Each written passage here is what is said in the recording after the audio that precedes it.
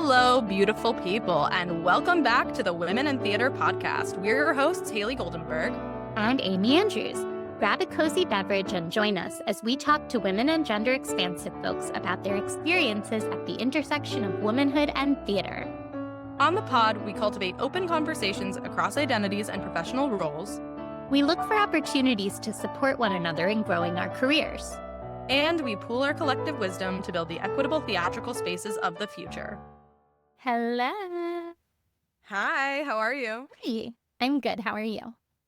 I'm doing well. Are you ready to jump into those roses and thorns? Yeah, let me see. My rose for today is that it's finally turning into summer, y'all. There is sunshine, there is heat, and there are I Aperol know spritzes. there are Aperol spritzes in there. There are rosés. Oh my gosh. Yeah. And I know that summer is a controversial season in New York City. Some people love it, some people hate it. But I will say I suffered through winter with the winter lovers. So welcome to my season of choice. I'm so happy to be here. I'm just so in love with summer in the city. It's my favorite. And we're just at the beginning of it, and it's so exciting. So that is my rose for today. Hooray. Also, like the literal roses that are in bloom right now, here for it. They're so beautiful. I love it. My thorn today is technology. We were having some tech issues going into this episode. And, you know, technology is such a wonderful tool that connects us all and enables great things like this podcast. And also, there are days and moments when technology is not our friend. And I feel like I've just been having a lot of those lately, today included. So that is my thorn. How about you, Haley? What's going on with you today? My rose is just friend time. I love friends. I've spent a lot of time with my good pals who I haven't seen in a long time because I've been out of the city. For those who are following my Where is Haley journey, you know, is she in Canada? Is she in New York? Is she somewhere else? We're going to make like a Where's Haley book, like Where's Waldo? Where's Waldo? Hell yeah. So I'm back in New York City, and I love to be back in New York City and see my friends. I got to see my dear friends Hannah and Izzy yesterday and lounge in Central Park in the sunshine, and I basked. I truly basked. I'm like a dog by the window in the summertime. Like I just a lizard on a rock. Hell yeah. Like I'm just there and I'm basking. And so, yeah, I'm starting to feel like I'm coming home to myself again. Being in this city and the summer vibes and like being with my friends and my people really reminds me of who I am. And I love that. So that's my rose. My thorn today, dear listeners, is bureaucracy and hoops and red tape and forms. And I don't really want to get too deep, but bureaucracy is annoying. I just wish that like we could all give everyone the benefit of the doubt. And I also hate waiting and bureaucracy. Yeah, those are my thorns. Oh, I feel like those thorns are so universal then. Yeah. I relate hard, and I'm sure many listeners do too. So insert your own personal struggle with bureaucracy and or waiting here. Yeah, it's a good time. But I want to switch gears a little bit, Amy, because we are speaking with a legend today. Oh my gosh, I'm so excited. Yes. So for the listeners, we are speaking with the trailblazer themselves, Jay Harrison Ghee. Jay is an icon. They were the first, along with Alex Newell, were the first openly non-binary person to win a Tony Award. I'm so excited to talk to Jay about how they show up as their full self, because I feel like they're just an inspiration to so many people, and I know they are to me. So I love that. And what a great way to celebrate Pride Month also. It's June. Gosh. At the time of recording. By the time we release this, it'll probably be July. But you know what? If you're fun, it's always Pride Month. Extended Pride. I'm here for it. Yeah. Yeah, I'm so excited to talk to Jay. They are such an inspiration, and I feel like every time I see them show up in public spaces, like not in performance, but like as themselves, they just always have gems of wisdom to share and just seem like such a delightful, real, authentic human being showing up in the world the best they can. And that's certainly how I aspire to live my life. And I'm excited to learn more about them and hear all about it. So shall we dive in? Let's dive in. In today's episode, we're speaking with Tony and Grammy Award winner Jay Harrison Ghee. Jay made history as the first non-binary actor to win in the leading individual performance category for creating the role as Daphne/Jerry in Some Like It Hot, which also garnered them Drama Desk and Outer Critics Circle Awards. Also on Broadway, Ghee starred as Lola in Kinky Boots, created the role of Andre Mann in Mrs. Doubtfire, and co-starred opposite Harry Connick Jr. as Johnny Hooker in The Sting. Ghee captured audiences as the Lady Chablis in the musical premiere of Midnight in the Garden of Good and Evil. On television, Ghee was selected to play the title role in Robin's Story on the hit Fox anthology series Accused, directed by Billy Porter, starred as Kwame in Netflix's Raising Dion, and guest starred on HBO's High Maintenance. A Fayetteville, North Carolina native, Ghee moved to New York City to study at the American Musical and Dramatic Academy and began their professional career working at Tokyo Disney on cruise ships and national tours. They lived by the mantra, you have to free yourself to see yourself, with the hope of inspiring people to dream big and to chase those dreams. An outspoken advocate for the LGBTQIA+ community, Ghee has been involved with many organizations, including Broadway Cares, GLAAD, and God's Love We Deliver, among others. Ghee hopes to create roles and conversations that reach beyond what was and into a realm of infinite possibilities. Hello, beautiful people. Jay, welcome to Women in Theater. Thank you for having me, Haley. So happy to be here. Of course. To get us started, would you mind just sharing your pronouns and telling us about what theatrical hats you wear? I am Jay Harrison G. I use all pronouns with respect, prefer they, them. I am an actor, singer, dancer, working towards expansion of all of that. I'm a creative being in all forms. Love that. Jay, can you tell us what is something, anything that is inspiring you right now?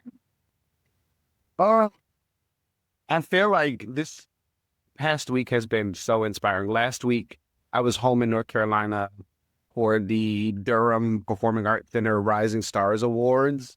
And I got to sit with the high school students who were coming to New York for the Jimmy Awards. And it was so fun. I was fully sitting there crying over these children that I had no attachment to, but watching their passion and their joy and their hearts on stage was just so fulfilling to me and inspiring in every way. Yeah, I really enjoyed my time with those students. That's so special. I love that. Yeah. Yeah, that's it is. wonderful. Before we get into the interview proper, Jay, we have a little bit of a tradition here on Women in Theater to do a quick flash round of questions. So this is just like, don't think, just speak kind of questions. Okay. Don't think, just speak. Too many people do that in the world. That's true. That's true. These are But fun, this is so in a hopefully fun we won't way. be getting into Yeah. any. Yeah, a fun way. So the first question is, if you were an animal, Jay, what would you be? I'd probably be some kind of feline of the feline species. Okay, Love fun. that. Like big Maybe cat, like a small pan- cat. Probably like a panther or something Love like that. Yes. Yes, a panther. Jay, what is your weirdest hobby? My weirdest hobby? Oh God. Probably, I mean, it's not weird. I've also I've tried to normalize weird in my life. Yeah. Of people always do Weird this is weird thing. And weird is positive to me. Yes. yeah, What weird is is your most positive to us, excellent too. hobby? Truly just walking around stores. I love, my favorite thing to do is to go walk around Saks Fifth Avenue. Oh, And fun. it started as aspirational of I literally will start at the top floor and I'll just walk through the entire store for no reason. I don't need anything, but it's oh, I can't wait for the day I can just run in here because I need something or I want something. So I'm always, I guess, daydreaming. That's my weird hobby. I love it. That's wonderful. Yeah, we could all use a little bit more daydreaming, so I Yeah. love that. Jay, do you have a quote or a mantra that is speaking to you right now or inspiring you right now? Yeah, every day I was thinking about it earlier today of oh, I need to get a trademark. Is free yourself to see yourself. Ooh. Oh, love that.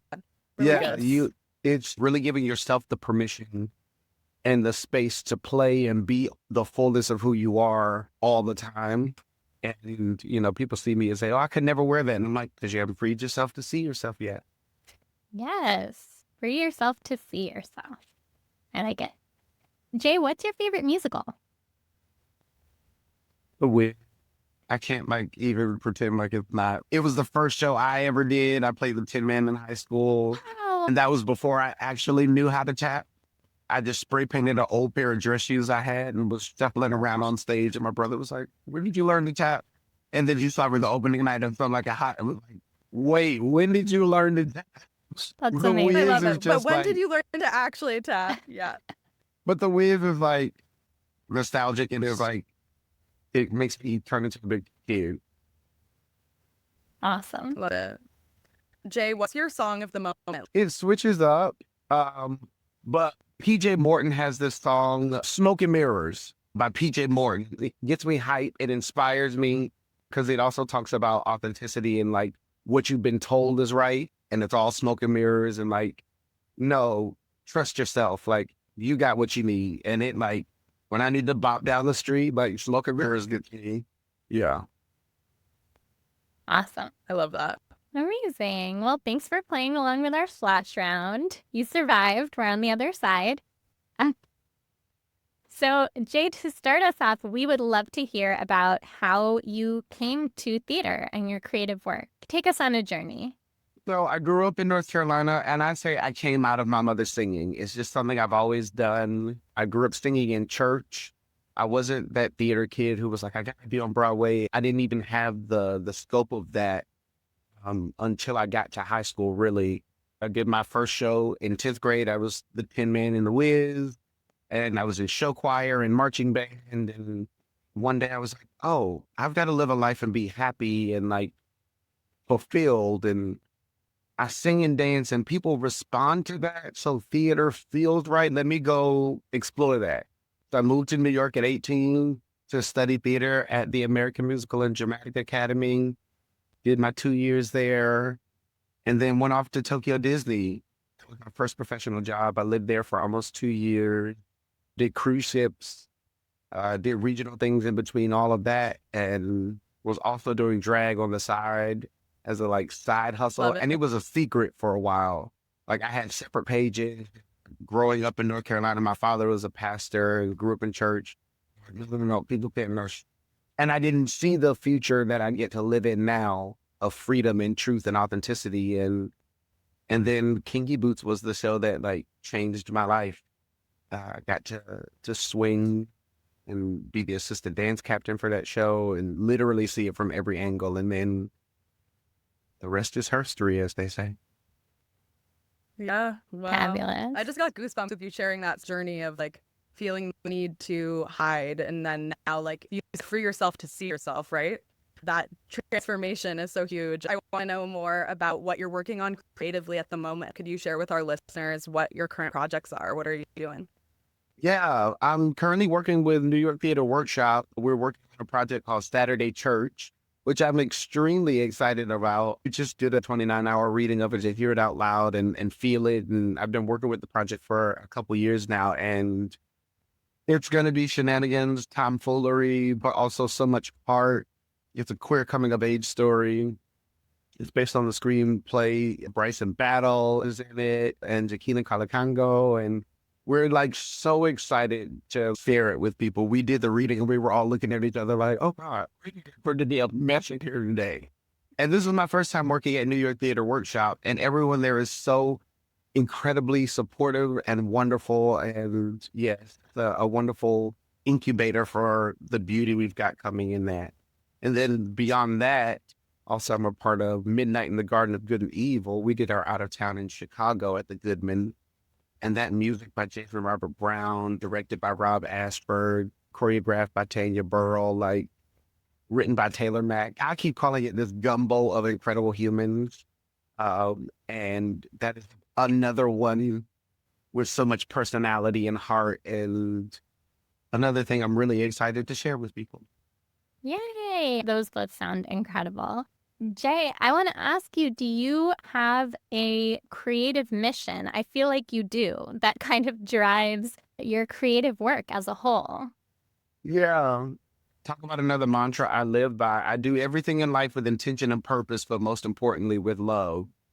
And like when I found my agent, they asked me, what did I want to do? I said, I just want to take over the world with love.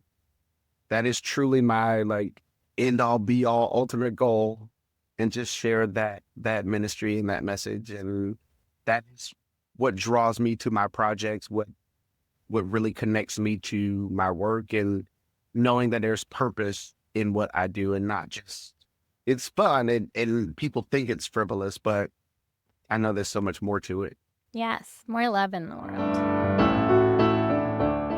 Well, we were just talking about like that big transformation that you had, Jay, and I'm just curious, like, as it relates to gender, talking about womanhood, does womanhood fit into your identity? And if so, like how, and how does that relate to your theatrical work? Oh, it was something I was pondering on yesterday about the divine feminine and how that is the foundation of my work and who I am.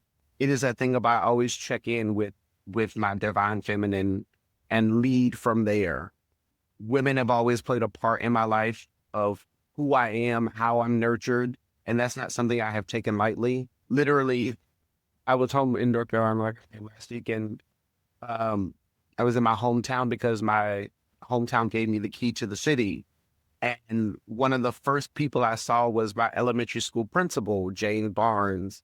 And she was one of the first humans and women in my life to see me, to nurture me, and like love me. And she was like, oh, I wouldn't miss this. And she's just followed me my entire life. And my connection to women has always been so strong. As a child, I knew part of my purpose was to make women happy. And at the time, I didn't know what that meant.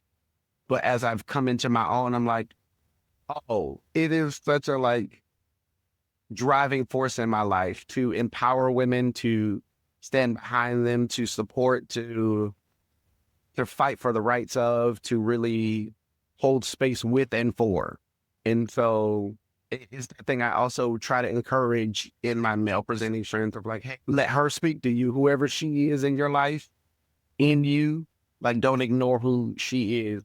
That is where your power, your grace, your strength really lie. So it is something I protect and hold dear. It's what made me explore drag, which has led me to my fullness as a human being. That used to be my excuse to be glamorous and to play in that area. And again, I tried to keep everything so binary and separate. I didn't want, people to pigeonhole me as just a drag queen. It was like, no, I'm so much more than that. And it's been wonderful to step into the fullness of who I am and to own that. I love to give people permission to use all pronouns with me. I am a powerful being that encompasses so much, and I don't expect everyone to know what that is every day. And I give you permission, but I love to watch them struggle. We make femininity be such a, we try to compartmentalize everything in the world and put a label on it and make it make sense. And you're like, no, there's a spectrum to that. And you can't deny it because it doesn't make sense to you. It doesn't have to make sense to you. You'll never understand the fullness of humanity, but just be open to the possibility of what exists. Yeah. I love that. Yeah, beautifully said. Yeah. Can you talk a little bit more about the divine feminine and how it plays out in your life? It's the power in my softness, in my grace, in my beauty, and normalizing that like there's nothing weak about any part of that. There is the strength and there is the equalizer of humanity in my divine feminine, in being able to go outside of myself to understand others. It is the ability to trust my intuition and my instincts and like my feelings. And that is something that we're taught to suppress and be like, no, you've got to like be strong and hold it together and always keep it intact. No. I'm not a machine. I don't operate on like one wavelength. There's so much that like swirls in me, and I have to use every bit of that to show up every day. Even recently, I've noticed I allow myself more space in the street to be like, oh yeah, pay attention to even how you're walking. I remember at my brother's wedding, I was his best man. And of course, wearing a tuxedo to the wedding. And I was standing outside with my brother waiting to go in. And my uncle was like, hey, don't stand like that. That's how women stand. Because I wasn't standing like 2 feet. Like, really? You're worried about the way I'm standing right now? Another uncle of mine said to me one time, never shave your facial hair. That's your manhood. I was like, Oh, That's your geez. manhood? what does that mean? But as I came into my own, I Yeah, what does that understood the mean? myth of like, I am treated differently when I have facial hair. Mm. People see me differently. They respond to me differently. I love to confuse people. And so I'll have makeup and facial hair and people are like, and my friends are like, it's my favorite look on you. It's the I best. do You're so love like, that look, honestly. it's beat, but like, yeah, because we're taught again, masculinity looks a certain way and femininity looks a certain way. And I'm like, but I exist and I love all of this. And like, no, I'm showing the possibility of what there is. So like, here, you're welcome. And thank you. I love that about how you present as a person in public spaces. I think it's great to see such a shining example of what that spectrum can look like, right? It's awesome. Thank Yeah, thank you. So, Jay, and speaking about that transformation for you from hiding to feeling so free and like taking up space in all of the fullness of who you are, what opened the door for you? What was that change that occurred and how? It goes back to, again, the availability of going beyond what was told to be right and wrong and getting back to trusting my instincts. Kinky Boots, like I said, was a vehicle to incubate that expansion. My dad said to me when I got that job, he was like, oh, it's fun. You get to imitate drag queens. Just don't bring any wigs home. At the time, I was Nice. already doing drag secretly, and I was like, the time has come for me to tell you the truth. You're like, and now is the time. The time Yes. is here. And it was, but it was so empowering to get to sit down to show my father. I'm like, no, I have many gifts, talents, and abilities. And like, I style myself. I do my own hair. I do my own makeup. I am creating these looks. I am doing these mixes. I'm intentionally building this art to be effective in the world. And if you have taught me to be the spiritual, powerful being I am, this is the activation of that. This is literally my ministry. Nobody does it like me in this like form and in this way. So I have to like trust what God gave me. And to be able to continually do that and effectively do that. Because even before that, I was, hosting my own drag shows. People would come up to me after and have these therapy moments where they were like, I needed this specific number you did, or you said something that really spoke to my heart. And they would break down to me in these bars and clubs because they had been so affected. And I was like, oh, there is strength in this. There's power in this. There's healing in this. And there's nothing I love more than to give people the permission to be soft and to find those parts of themselves. When my friends ask me to do their makeup and put them in drag, I always say, give them 5 to 10 minutes once it's done. And she always shows up, whoever she is. And it's wonderful to watch people give into the freedom of that, the joy of it. And really, they find themselves expanded beyond their own understanding. You have access to this all the time. And that's the thing RuPaul is trying to teach everyone through the show. These people create these personas, but you have access to that in and out of that. And it's not limiting to just when it's on stage. It's like, oh, no.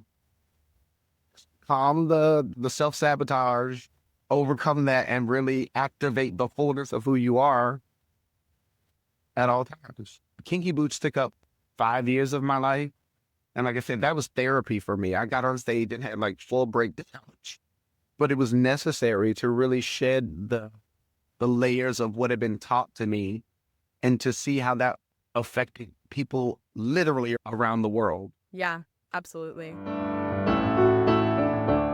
You're such a role model for so many people who are hidden, who are not able to access their full selves. I think you really do shine a beautiful light to help people feel the freedom to step more fully into who they are. So I'd love to hear from you. Like, what is that like for you? How does that work in your life? It at times has been overwhelming because it's funny, as outgoing and as much of a people person as I am such a introvert and I love my me time. And so I've had to adjust. But the reality of people truly recognizing you on the streets of New York is like, oh, wait, and just being able to receive the love, which you would think is an easy thing to just receive the love. But I give it so freely and do it, but for whatever reason, receiving it, even from my people, is like, oh, just let it happen. Let it wash over you. Like, just take it. It's hard to take a compliment, Jay. It can be Totally. hard. Yeah, because I didn't set out to do that. I didn't set out for the adoration. I set out to affect, to move people, to inspire, to encourage. And the intention is like, I pass that energy on to you to take into your life and into the world. I didn't need it back, but thank you. And it's humbling because it is like, oh, wow, no, I achieved that goal. That dream has now come true. Like going back to North Carolina to speak to those students, will the dream come true in a way that I could not have painted the picture for you? I left North Carolina to show people from North Carolina, you can go out here and be great and from North Carolina. And that was reflected to me from these students. Josiah Jennings won Best Actor for Rising Stars, and he's a young Black man. And he said to me, it's amazing to see you as a Black person winning a Tony Award and like being successful from this place. I can't wait to join you one day. Oh And my I was like, God. I was like, I can't wait for the moment to happen. Yeah. Yeah. Oh my gosh. I just got chills. I just got a vision too, of one yeah. day, like you presenting at the Tonys and presenting this grown child with a Tony Award. Can you even imagine? I can now. Like I can see it now. And it's like, again, it's why I watched him win and he couldn't stop crying that night. And I was crying with him, like, yeah, dream it be. It's possible. Like literally sitting there being it. I was like, yeah. Oh my Yeah. gosh. So it's like, I Yeah. can't wait to have the opportunity to work with him and to celebrate him and to like cheer him on. And so many others, Yeah. you know, Something Like It Hot was a whirlwind of a season where so many people, queer, straight, like the spectrum of humans, reflected back to me how they learned from that and how they had hope from that and really grew from their experience in seeing that show. It was such a huge moment for that kind of representation to be happening in like the mainstream commercial space. Like it's just really the fact that you're such an inspiration, Jay. So I have a question for you, which is if you could make one change to the theater industry, what would it be? Well, no, it's like I am actively trying to be that change Yeah. of like, yes, Something Like It Hot, that role. Definitely. And then even moving forward, you know, getting the opportunity to play Lady Chablis in Midnight in the Garden of Good and Evil. It's amazing how limiting we are as a creative industry. Like Yeah. we are imaginative, creative beings, and yet we limit what and how we tell stories. Mm-hmm. And it's like, no, we can really take chances and make risks. If a human is capable of telling a story and it's still authentic and still true and still effective, let's do it. Getting the opportunity to play Velma Kelly at the Muni was something I never imagined happening. Chicago, that movie musical, like, first of all, it's like one of the best ever made. Yeah. And I watched it incessantly in high school. I think truly that was a turning point for me too, of like, oh, right, that's a job. People do this and like can be really good at it. And to get to play Velma was like, wow. And to get 2 chances at it, because our first chance we got shut down because of COVID. So then I really went back with like a new energy of, oh, we're here now. We're really doing it. Yeah, And yeah. I'm sure that's like a new appreciation, like, or not taking any moment for granted, be able to step yeah, into that. truly. Yeah. And so, yeah, I want us to expand how we see the world. We are culture shapers. We shape the times and we comment on the times as artists. And so we really have the power to effectively show humanity. And so, like, Yeah. yeah, I'm aiming to continue to push the bounds of how we tell stories and what stories we tell. I love that. Awesome. That's so good. Yay. Amazing. Jay, because you are an inspiration for so many people, I'd love to hear about people who have inspired you. How has mentorship played a role in your life? And are there particular mentors that you want to speak to? Oh, that's a whole other journey in itself that I'm like in awe of. Because again, I moved to New York and I was like, I don't know, let's try this out. And I got to New York and found Billy Porter's At the Corner of Broadway and Soul album and was like, oh, there's a human in this industry that I can look up to and like follow whatever they do. It's like, great, I'll just look to that human. And to now be friends with Billy and to have worked with Billy and be directed by him and like really have a relationship, but in the most beautiful way, because also Billy has that same mentality of like, okay, listen, I may be the first, but I cannot be the only. And he Yeah. really is actively always reaching back to be like, nope, come here. I've got an opportunity. Come join me here. Or I can't do it, but like, here, pass that off to Jay. And it means so much to, to have his love, his support. And so Billy has been a major mentor in that way. Tanya Burrell now is a different connection that I'm so grateful for, not just getting to create the show together, but to create culture together. To like really spend time outside of the rehearsal room, outside of the theater with her, to cultivate community and spiritual connection and to support the fullness of a human. In a way, it's wonderful to have people like her, like Whitney White, who's directing Saturday Church, to watch those beautiful women lead a room with grace, consideration, with such intention, with such passion, with such heart. I can't help but celebrate and elevate the women of my life who just like inspire me at every turn. Beautiful. Amazing. Jay, do you have a piece of advice that you would give to up and coming performers or perhaps to your younger self, something to inspire them as they keep going along the way? The best advice I've ever received that I always try to pass along is just be the person people desire to have in the room, which is in turn just being yourself. People want you all over the place in the room. Because I got that advice from Harry Connick Jr. We were doing a show at the Paper Mill Playhouse. And I was joking with him during tech, and I was like, oh, I wish I could be a diva. I don't understand people who go out of their way to make people's job hard. It doesn't make sense to me to be that kind of human. Yeah, And he totally. said to Yeah. me, he was like, listen, I have an ego. You have an ego. We all have egos. But our egos tell us that we want people to want to work with us. So why would we be those people? Right. Right. Mhm. So it's like, yeah, no, show up and be the most authentic, grounded you could be in any room and take what comes at you with grace. Trust that like they want you in the room because you provide something special. The inner saboteur is going to be like, oh, they're criticizing me. Oh, they don't like me. They brought you in the room because they wanted you here. Trust it. That's great Absolutely. advice. I wanted to ask you, Jay, about how do you balance your creative career with the rest of your life? There's just a grind and like hustle culture and sometimes like glorification of burnout in this industry. And I'm just curious about how you manage the pressure of it and like all of the different things that you're spinning and get to take care of yourself. How do you go about that?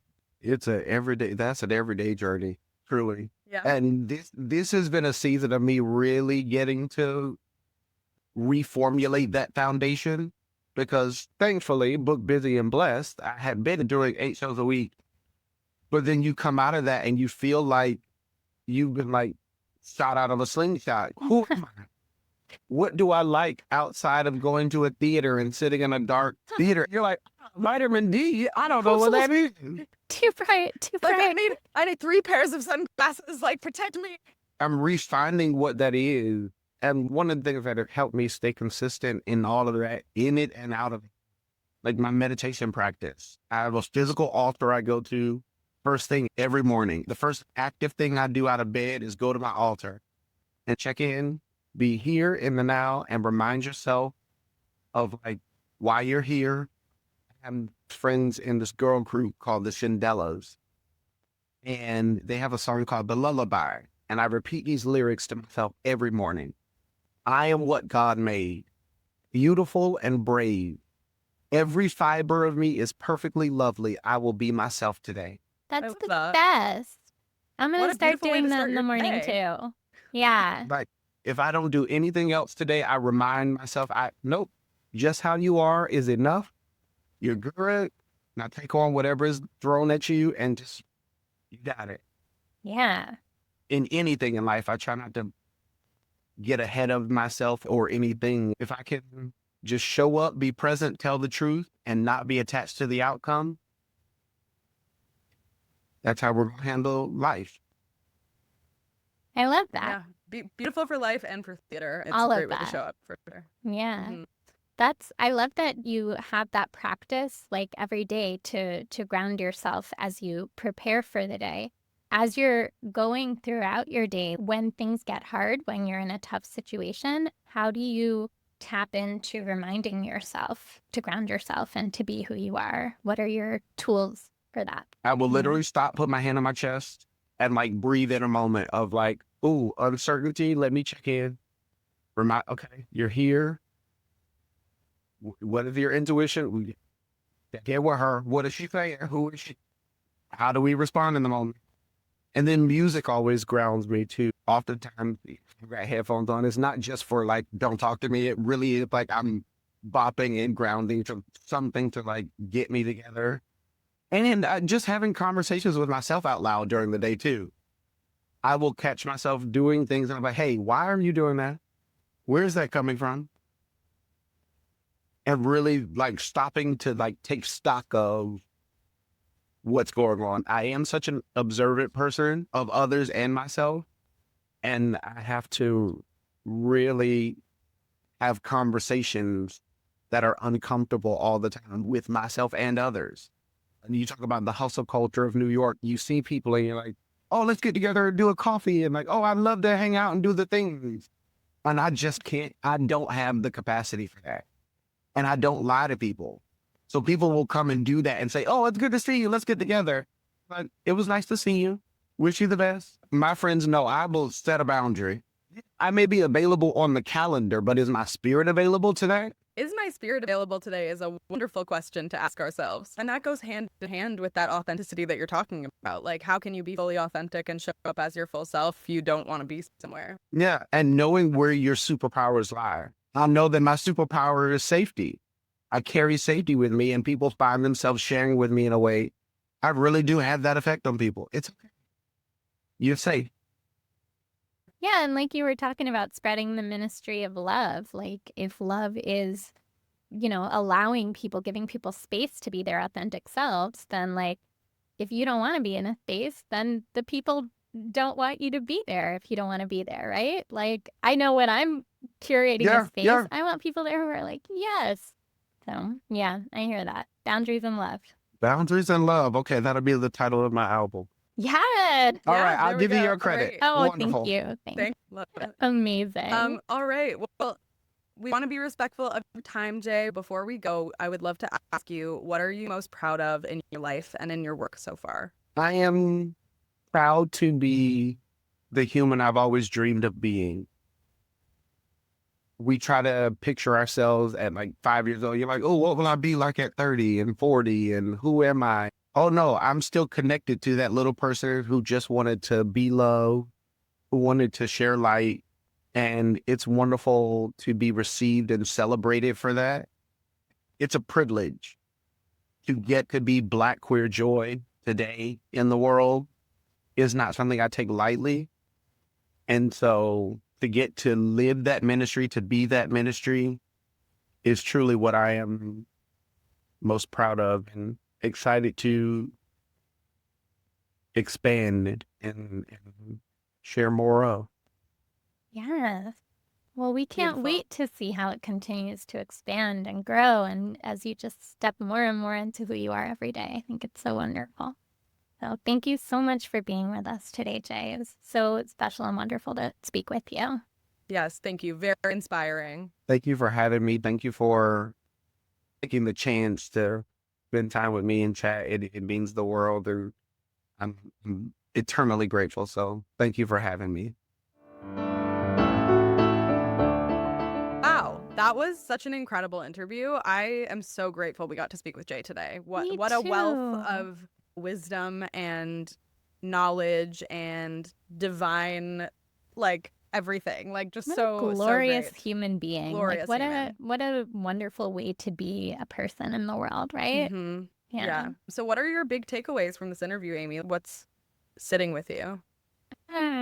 Free yourself to see yourself, right? That's awesome. I love that very much. I love the ministry of love. That's so special. I was thinking a lot as Jay was talking about their family and their dad being a pastor. I was like, yeah, I see that. Like, I see that energy coming from you, that pastor energy, and put towards such a beautiful, open, needed ministry in the world. I feel like Jay is a bit of a magical human being, and we need more magical human beings in the world. Yeah, it's so inspiring to talk to them. I Yeah. love it. Yeah. I think for me that like am I spiritually Mm. available? Just because the calendar is open doesn't mean I'm available. As a girly who has struggled with boundaries historically, I think that's such a beautiful question to ask yourself and a loving question to ask yourself. As somebody who feels a lot of pressure to show up even when I'm not feeling my best, knowing that I will be more authentic and I will be better received by others and be able to show up better for others if I'm doing that from a place of authenticity and from a genuine desire. That's a beautiful thought. And I think that I'm going to take that and keep trying to apply that to my life. So I love that.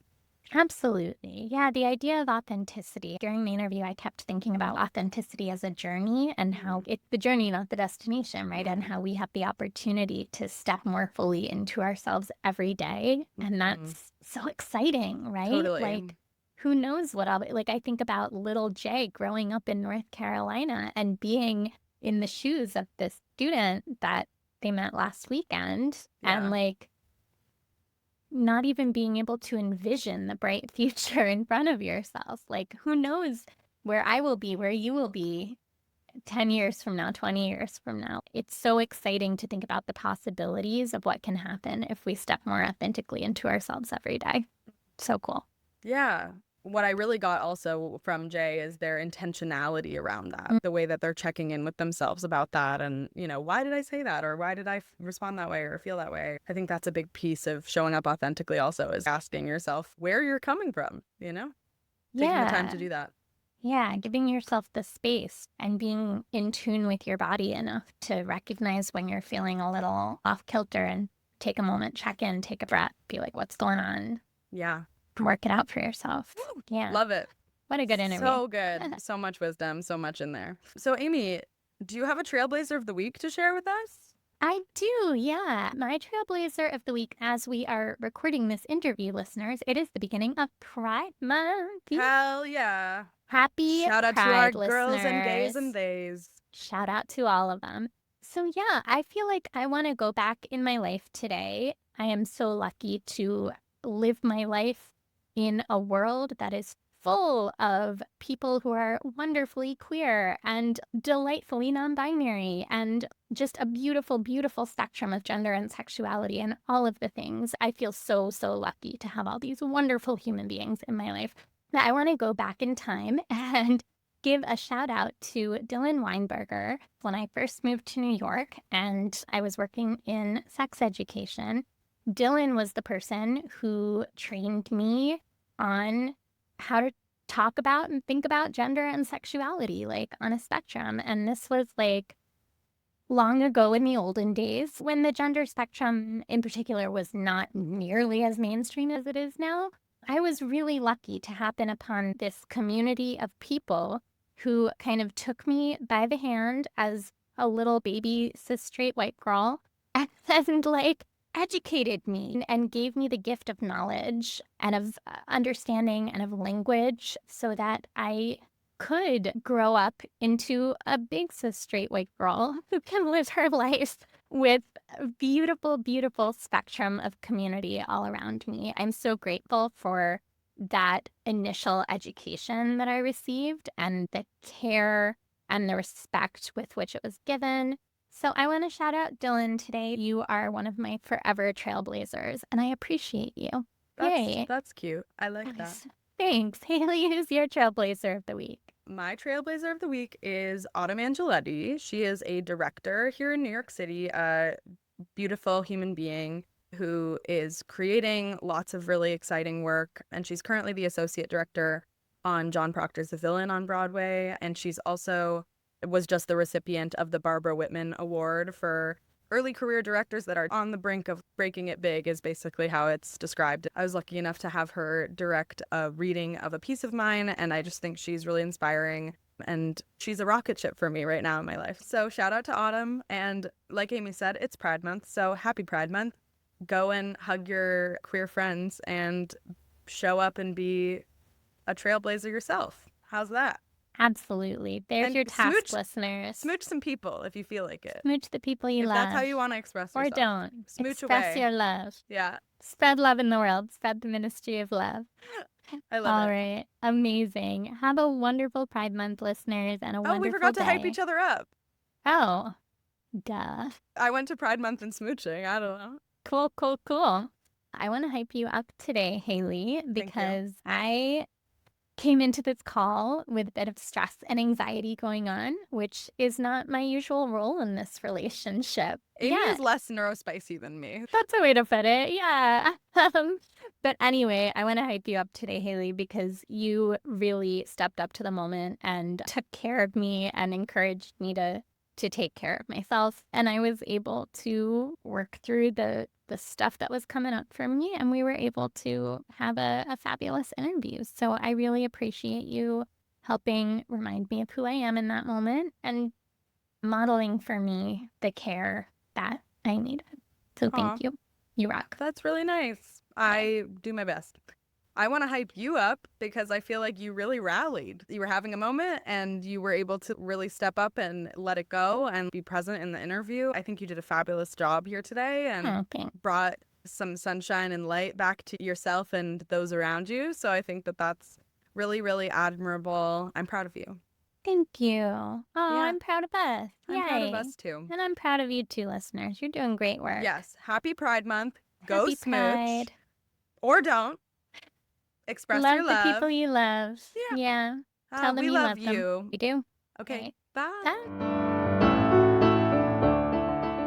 All right, listener. So that's a wrap on season 5 of the Women in Theater podcast. Go team.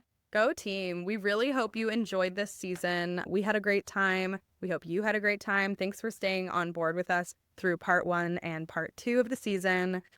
Follow us on social or sign up for our email newsletter to find out what's next for Women in Theater. We'll be in touch with exciting updates coming soon. Absolutely. And if you just can't get enough of Women in Theater and want to see more of us next week, please join us on Tuesday, July 22nd at 11 a.m. We'll be having our virtual co-working. You're all welcome to pop in the Zoom room and get some stuff done with us. We'll have more content coming your way soon, and we'll see you real soon. Thanks for Love being part of this you. project. We love you. Bye. Bye. Thank you for listening to the Women in Theater podcast. We're your hosts, Haley Goldenberg. And Amy Andrews. If you like what you heard, subscribe and give us a 5-star review wherever you listen. You can also follow us on social at Women in Theater Project to make sure you never miss an episode. The music for this show is written by talented Women in Theater community member Chloe Geller. Thanks again for listening, everyone. See you next time. Bye.